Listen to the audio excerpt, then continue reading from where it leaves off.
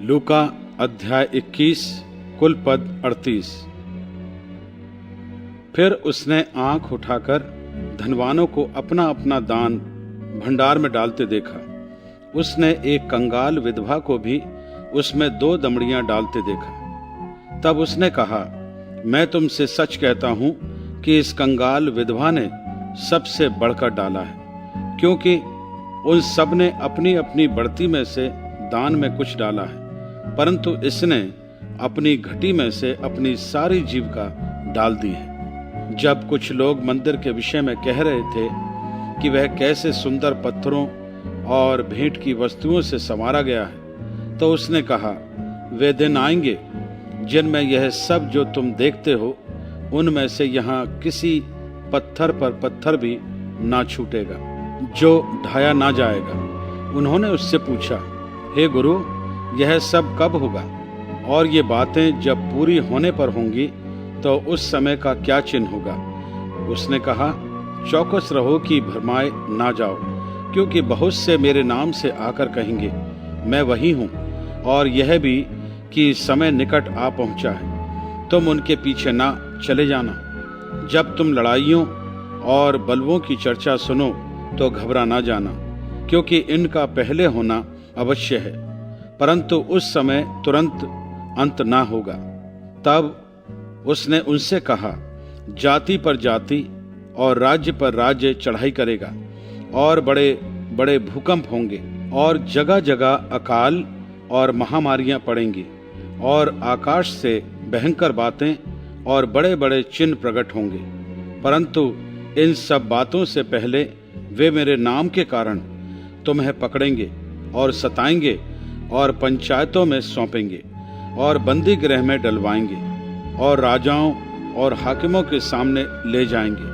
पर यह तुम्हारे लिए गवाही देने का अवसर हो जाएगा। इसलिए अपने अपने मन में ठान रखो कि हम पहले से उत्तर देने की चिंता ना करेंगे, क्योंकि मैं तुम्हें ऐसा बोल और बुद्धि दूंगा कि तुम्हारे सब विरोधी सामना या खंडन ना कर सकेंगे।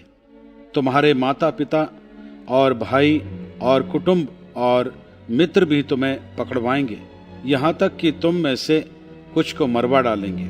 मेरे नाम के कारण सब लोग तुमसे बैर करेंगे, परंतु तुम्हारे सिर का एक बाल भी बांका ना होगा। अपने धीरज से तुम अपने प्राणों को बचाए रखोगे। जब तुम यरूशलेम को सेनाओं से घिरा हुआ देखो तो जान लेना कि उसका उजड़ जाना निकट है। तब जो यहूदिया में हों वे पहाड़ों पर भाग जाएं, और जो यरूशलेम के भीतर हों वे बाहर निकल जाएं, और जो गांवों में हों वे उसमें ना जाएं, क्योंकि यह बदला लेने के ऐसे दिन होंगे जिनमें लिखी हुई सब बातें पूरी हो जाएंगी। उन दिनों में जो गर्भवती और दूध पिलाती होंगी उनके लिए हाय हाय, क्योंकि देश में बड़ा क्लेश और इन लोगों पर बड़ा प्रकोप होगा। वे तलवार के कौर हो जाएंगे और सब देशों के लोगों में बंदी होकर पहुंचाए जाएंगे। और जब तक अन्य जातियों का समय पूरा ना हो तब तक यरूशलेम अन्य जातियों से रौंदा जाएगा। सूरज और चांद और तारों में चिन्ह दिखाई देंगे, और पृथ्वी पर देश देश के लोगों को संकट होगा, क्योंकि वे समुद्र के गरजने और लहरों के कोलाहल से घबरा जाएंगे।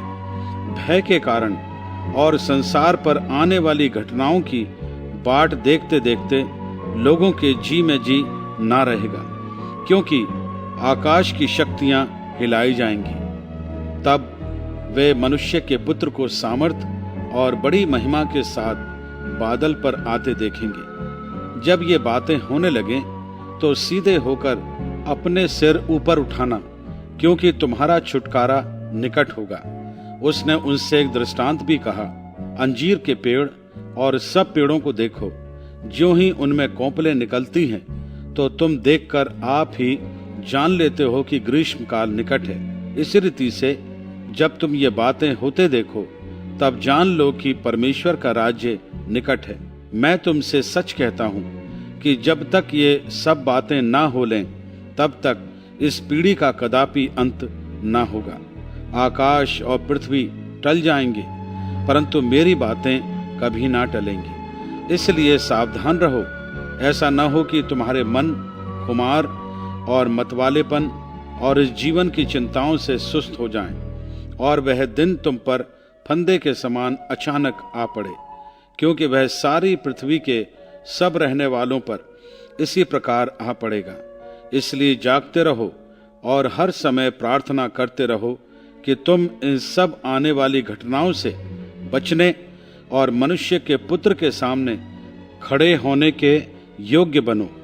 वह दिन को मंदिर में उपदेश करता था और रात को बाहर जाकर जैतून नामक पहाड़ पर रहा करता था, और भोर को तड़के सब लोग उसकी सुनने के लिए मंदिर में उसके पास आया करते थे।